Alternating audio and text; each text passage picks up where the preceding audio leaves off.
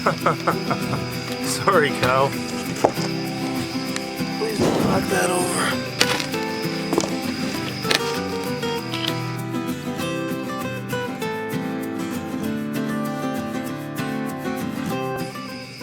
Welcome back to the Abundant Harvest Homestead. I'm hoping my cow does not knock over my camera on my stand here. Later than I'd like to be recording a video. Oh, careful, cow. Cow. Hey. Xenia. Come here. You want to say hi to the folks at home? Okay, then you need to stay back. But I've been leaving early in the morning and getting back late at night. Cow, you can't do that. Oy.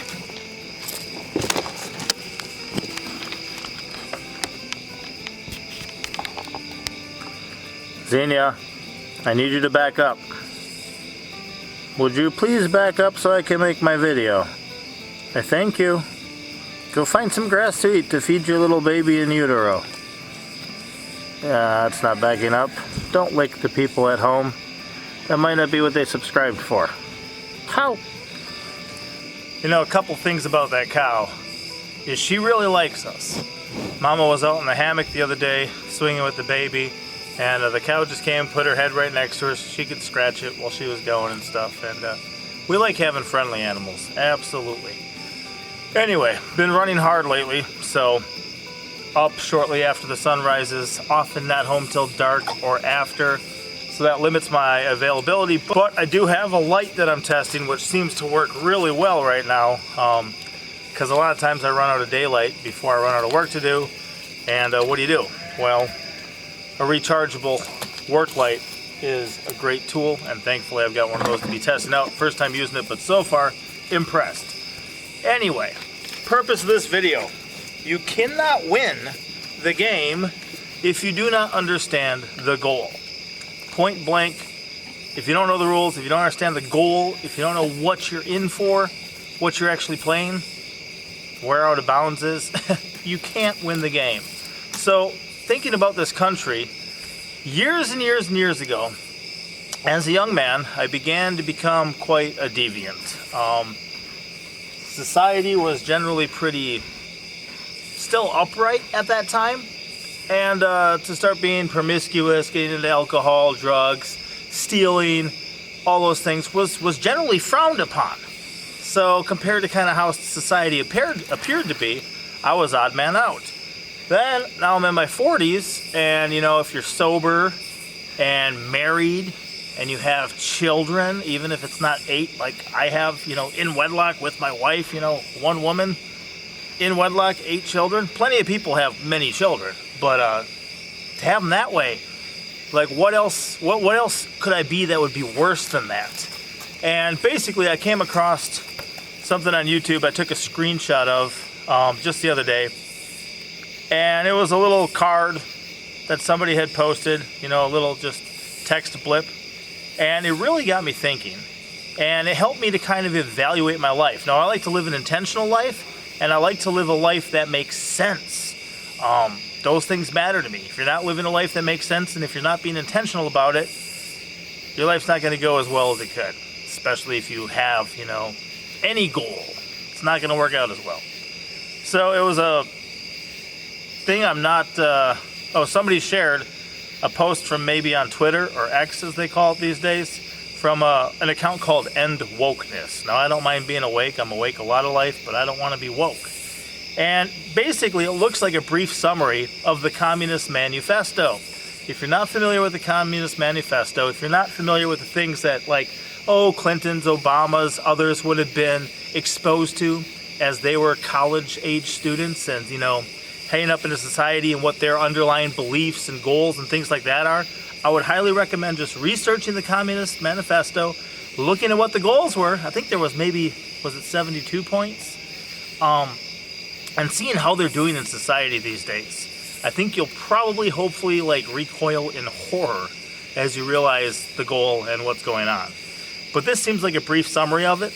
And it says, how to capture a country. Number 1, destroy the family unit. Number 2, eliminate culture and faith. Number 3, control the flow of information. Number 4, radically alter the demographics. Number 5, capture the youth through education. And number 6, distract the masses with entertainment. Does this sound familiar to you? So, yeah, it sounds familiar to me because A, I believe that's all stuff in the Communist Manifesto to the best of my recollection, or at least in the same vein. Oh, hey, dog. Also, it's what's happening in America right now and for a while, just to totally erode the foundation of our country to make families, people, things very weak. So, interesting thing, an intentional life, right, with a goal. Well, I said I don't want to be woke to begin with, but I want to live a life that makes sense. Destroying the family unit does not make sense to me, therefore, obviously, I'm going to fight against this, right? This month, my wife and I will be married for 16 years. Now, she was married when she was 19, so that means in just a few years, she will have been with me more in her life than without me. And, you know, in our marriage, we've been faithful. In our marriage, we've been intentional about it. And also, we now have 8 children. We have a very strong focus on our family. And as a matter of fact, if you ask me what I wanted to be when I grew up, I would say a godly husband and father. Not I want to be a mechanic, or I want to be, you know, a doctor or an astronaut or a cowboy. I would say a godly husband and father, because those things actually matter longer than a job you're going to have for 40 years before you retire if you don't die first. You get my drift. I got a whole video on what do I want to be when I grow up. But interesting thing then too, heading on from there, okay, besides having a family and a family unit, their goal is to eliminate culture and faith. Oh yes. People who lived for short-term pleasure are a lot easier to control, and they don't think generationally. A lot of them aren't going to have the next generation. They've chosen lifestyles that don't produce the next generation, so thankfully, hopefully, their ideas will die with them because they're not going to have any children to pass them on to, because I'm not a fan of their ideas. They're free to think that, but sometimes the less people that think and believe that way, the better off the rest of the world is, if you know what I mean. But to eliminate culture and faith. So part of our goal is to have faith. Part of our goal is to acknowledge the creator of this earth, okay, and to study his written word, the Holy Bible, on a daily basis. After this, I'm going to go in and read to my family. Okay, I try to do that every day, and I like to do it morning and night on a daily basis because I want a firm foundation for their lives. When I was young, I reached the point I didn't have a very firm foundation. Eventually, I stopped obeying my parents because they were just some people. Well, I was just some people too, so how does them being some people trump me being a person? It didn't for me anymore. There was no higher authority to appeal to that made that make sense. But, you know, honor your parents, honor your mother and father, that your days may be long in the land which the Lord your God giveth you. Or children, obey your parents in the Lord, for this is right. You know, once you add God into the picture, we have a different hierarchy, and I've lived my own life my own way, so I know that his way is best, because since I switched and started obeying him, life has been a whole lot better. It's made a whole lot more sense, and even just having a wife, having children, without our commitment to him, we would not have the commitment to each other that we have, and even our marriage would have probably been dead and buried by now, and we would back up to destroying the family unit, and we'd be participants in that, rather than active proponents of keeping families together. Number 3 says control the flow of information. The flow of information, okay? Mainstream media is owned by just like somewhere between 3 and 5 main companies put that stuff out. And then once you bring into it the government oversight into things and how things work together, yeah, like it's almost all propaganda. And if you look at a lot of the things that they've said, a lot of things that they've done, they've proven themselves to me to be untrustworthy sources. Because you can only lie to me so many times before I'm going to doubt what you say next. And time again, they're just spinning narratives. They're just, oh, don't look over here, check this out instead. All the time, over and over and over again. So sometimes once it hits the actual mainstream media news, I'm like, oh, really? Like, that's not real either? A lot of times you got to go to your citizen journalist, you got to deal with people who understand reality rather than paid puppets. And that goes for politicians, that goes for newscasters, news anchors, that goes for anything your actresses and your actors and your movie stars and your musicians are going to say. A lot of times, once you get high enough up in the system, you're corrupt, you're defiled, there's strings attached. So they've done really well at controlling the flow of information, and I think we've done pretty well at just opting out of drinking from that cup. There's a couple pieces or a couple different sources I get my news from or anything from, and you're not going to find it on your 5 o'clock news. It's just not going to be there. Here it says radically alter the demographics. Yes, they're trying to shift that. Even if you think about a base level of what can a person be, that used to be pretty simple, and now it's just an endless stream of everything. If you think about the guy who recently celebrated a year as being a woman, he was an opossum for a while. I don't know if you guys ever looked into any of that. Really interesting. They're definitely corrupting everything, and that starts with the destruction of the family, with an erosion of the faith, and then also just the propaganda, the things you're exposed to, those subliminal seeds that are constantly planted. The serpent was more subtle than any creature which the Lord God had made. You got to watch out. You'll notice too, that serpent, he's going to try to undermine the headship right away as well. Here, capture the youth through education. I think it was an education czar under Barack Obama that said when children arrive at school, they are sick because they have an allegiance to family, parents, and country, and their goal is to fix that. When I came out of high school after coming through the public education system, I was just, a free-thinking citizen of the world. That's all I was. Okay, reading, writing, arithmetic, everything else. I got some of that stuff. Okay, I was expected to get good grades, so I did. But it's amazing at how much of that subliminal stuff was sent in. And even, 5 and 6 year olds at kindergarten. Well, that's not early enough. We got to get them away from their families even sooner than that. Let's go with pre-K. Let's go with 3K. Let's go with I forget the organization, but they were accepting applications for children 6 weeks and up. What exactly are they getting a head start on at 6 weeks, other than being dependent upon the government and not the family? See, the government's sterile. The government can't have children, but you can. So if they want to have children, they've got to get yours. Just the way it works, just the way it is. So you'll notice too, if you head to a higher level of education, as if having you for 12 years wasn't enough, or more these days often, you're going to have your required courses. You're going to have your psychology and your sociology and all these other things that they're going to have as required courses. Why? Because it's not about educating you to do the job that you want to do, because they've been asking you since you were 4, what do you want to be when you grow up? And by saying that, they mean some sort of job. But it's not even to equip you to do that, as minimal in the grand scheme of things as that actually even is. What they're doing is pumping you through these required courses to make sure that you think and believe and have the foundation for your life that they want you to have. And if you're going to be a spoke in that wheel that's turning the direction they want it to go, they want to make sure you're going to go with the flow, that you're going to go with that. So therefore, we have some required courses we want you to take before we're really going to let you into our club of maybe higher paying jobs. Do you guys remember artificial intelligence before it was computer generated, right? Before it was the AI we're dealing with now? It used to be, I got a worthless degree at a college.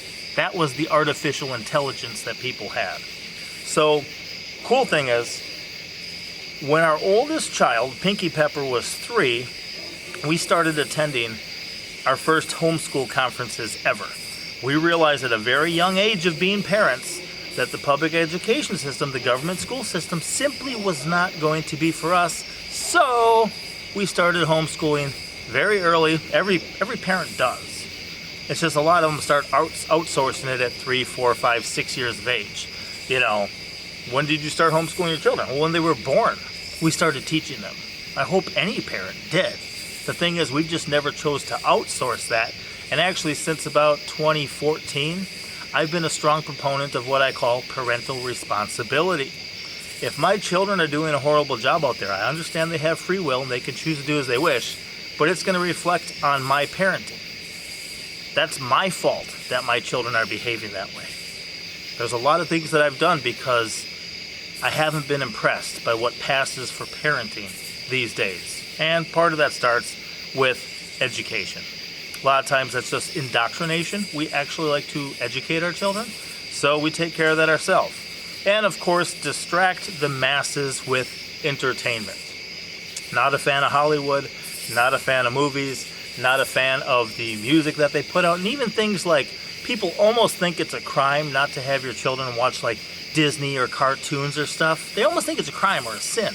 Really interesting thing is a lot of that stuff is so full of folly and it's so full of foolishness and make-believe and all this other stuff that then by the time they become adults, they believe maybe they're just some highly evolved, cousin of the monkeys. They think that.